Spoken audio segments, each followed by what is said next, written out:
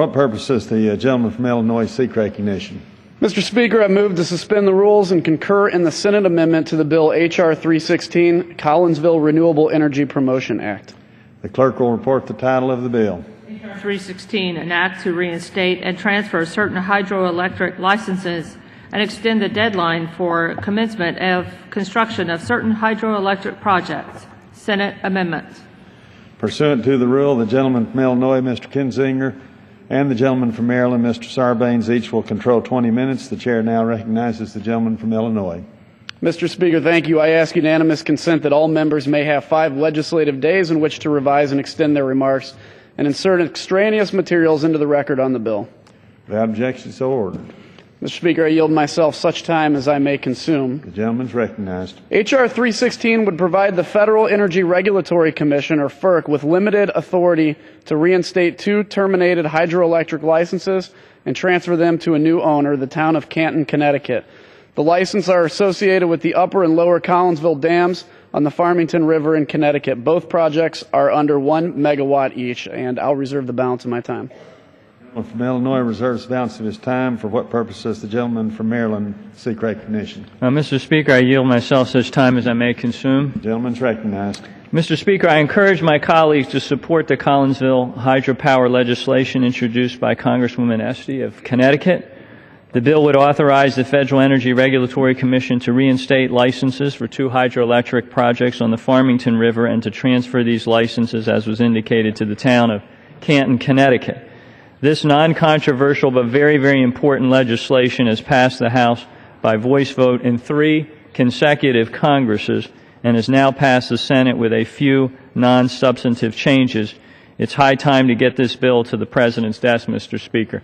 With that, I would like to yield 5 minutes to the sponsor of the bill, Ms. Esty of Connecticut. The gentleman from Connecticut is recognized for 5 minutes. Thank you, Mr. Speaker. I'd like to thank my good friend and colleague from Maryland, Congressman Sarbanes, as well as the gentleman from Illinois, Mr. Kinzinger, for their roles in bringing this bill to the floor today. Mr. Speaker, I rise as the proud sponsor of the Collinsville Renewable Energy Promotion Act. This bill provides, as has been noted, the Federal Energy Regulatory Commission, commonly known as FERC, the authority to reinstate, extend, and transfer the licenses of 2 dams in my district to the town of Canton in order to redevelop hydropower at these 2 facilities that have been dormant since 1966. The upper and lower Collinsville dams on the Farmington River were first built in the 18th and 19th centuries to power an axe manufacturer.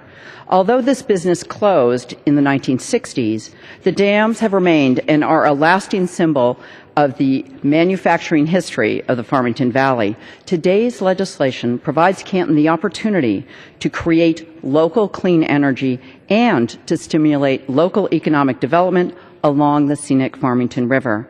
As provided in the Senate's amendment to H.R. 316, Canton would need to file an application for approval with FERC that describes the town's qualifications to hold these licenses and to operate the dams. It would require the town to be subject to the same conditions as in the original licenses, as well as any additional terms that FERC may deem necessary after reviewing the application. I'm aware that there are legitimate environmental concerns about the impact on the river and the surrounding ecosystem's health. These concerns are reflected in part with the addition of fish ladders to the hydro dams in the ensuing years since the closing of the facility. To address those concerns, FERC would need to update the environmental impact statement provided for in the original licenses before they could be reinstated, extended, and transferred to the town. If the Commission, under the authority provided in this bill, approves the application to reinstate these permits, the upper and lower Collinsville dams would provide nearly 2 megawatts of power. That is enough to power more than 1,500 homes.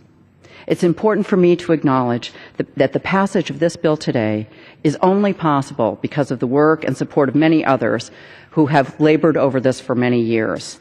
First, I want to thank Senator Chris Murphy, my colleague, friend, and neighbor who championed this issue for several sessions here in the House, and our senior Senator, Richard Blumenthal, for their leadership and sponsorship of the Senate amendment which is before us here today.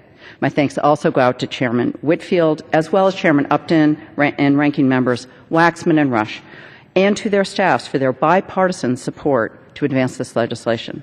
I also want to thank First Selectman Richard Barlow for all he has done over many years to spearhead this effort at home. And finally, as I mentioned, a year and a half ago when this bill first came to the floor, I want to honor two gentlemen, Art Fournier and Mark Quattro, environmental and community leaders who sadly are no longer with us, but who championed this effort for many years, and we could not be here today without their efforts. Mr. Speaker, roughly 5,000 bills have been introduced in the House of Representatives this Congress. Of those 5,000 pieces of legislation, this bill, H.R. 316, represents just the 167th bill, which hopefully will pass both the House and the Senate. I'm honored and humbled to be able to work with colleagues across the aisle in this Congress to advance clean energy legislation that empowers local communities to harness local resources to produce renewable electricity and at the same time supports and advances local economic development.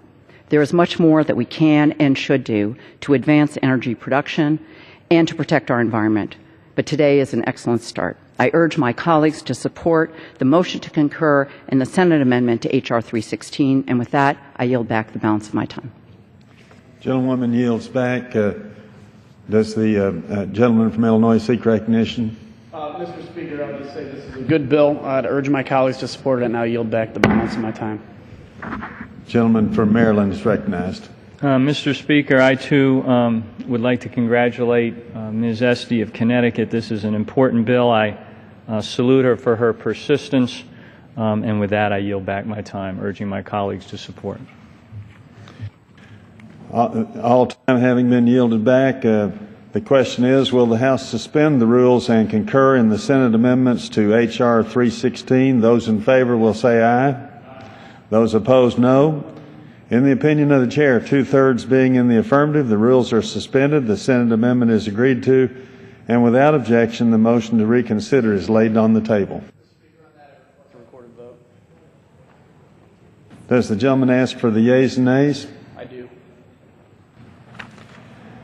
Yeas and nays are requested. All those in favor of taking the vote by the yeas and nays will rise and remain standing until counted. A sufficient number having risen, the yeas and nays are ordered pursuant to Clause 8 of Rule 20. Further proceedings on this motion will be postponed.